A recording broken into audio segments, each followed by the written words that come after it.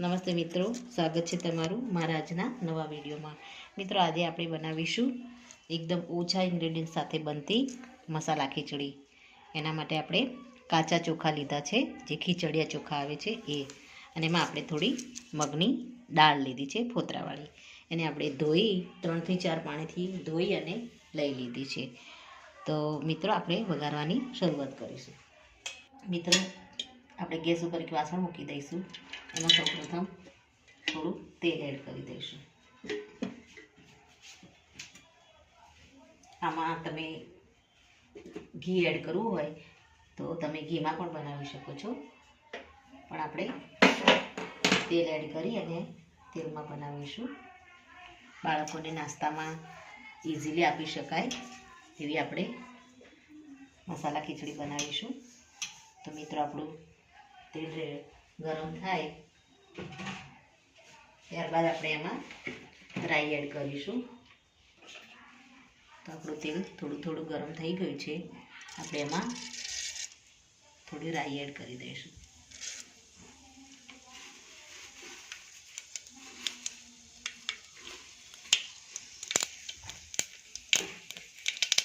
રાઈ આપણી તતડે ત્યારબાદ એમાં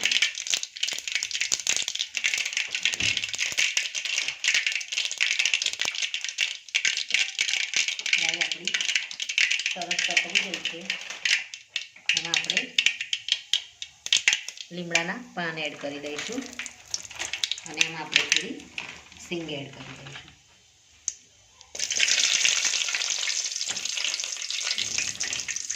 સિંગ આપણી થોડી મસાલા સાથે તેલમાં ફ્રાય થાય ત્યારબાદ આપણે એમાં કાપેલા લીલા મરચાં એડ કરી દઈશું।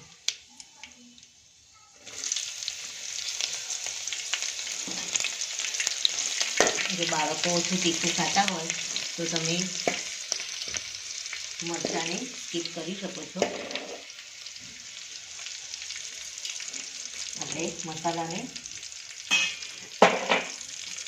તેલ સાથે થોડા થવા દઈશું।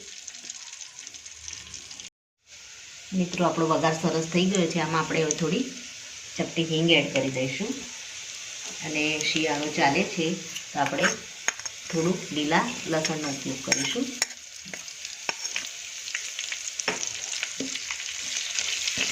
હવે આપણે આમાં ચપટી હળદર એડ કરી દઈશું।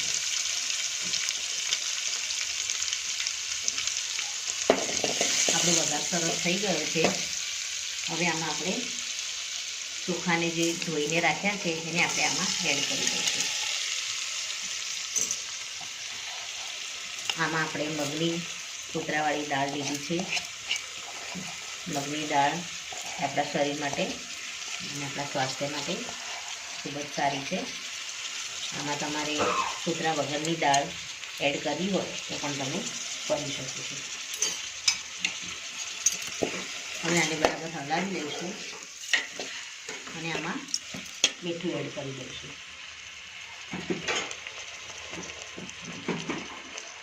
ત્યારબાદ એમાં જરૂર પૂરતું પાણી એડ કરી દઈશું।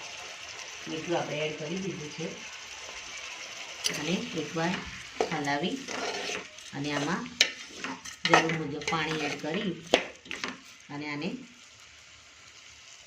10 મિનિટ માટે મીડિયમ ફ્લેમ ઉપર થવા દઈશું।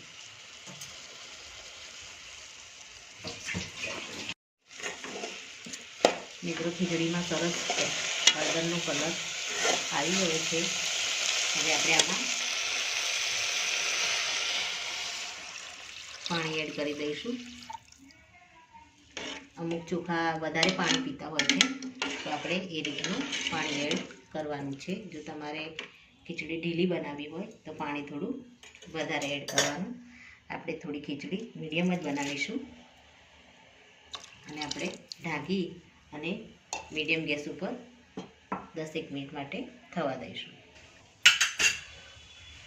મિત્રો, આપણે 10 મિનિટ થઈ ગઈ છે। ખીચડીને આપણે ચેક કરી લઈશું।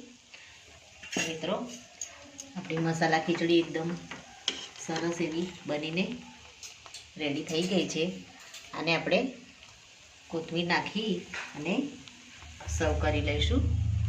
લીલા સમારેલા આપણે દાણા એડ કરી દઈશું અને આને સર્વિંગ બાઉલમાં લઈ અને સર્વ કરી લઈશું.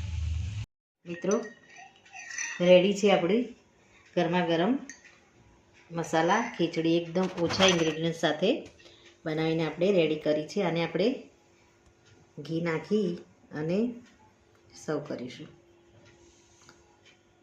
તો મિત્રો આ સાથે મારો આ વિડીયો અહીંયા પૂરો થાય છે. જો મારો આ વિડીયો તમને ગમ્યો હોય તો લાઈક કરજો, શેર કરજો અને તમારી ચેનલ દેશી સ્પૂનને સબસ્ક્રાઈબ જરૂરથી કરજો અને કમેન્ટમાં જરૂરથી લખજો કે મારી આ રેસીપીનો વિડીયો તમને કેવો લાગ્યો.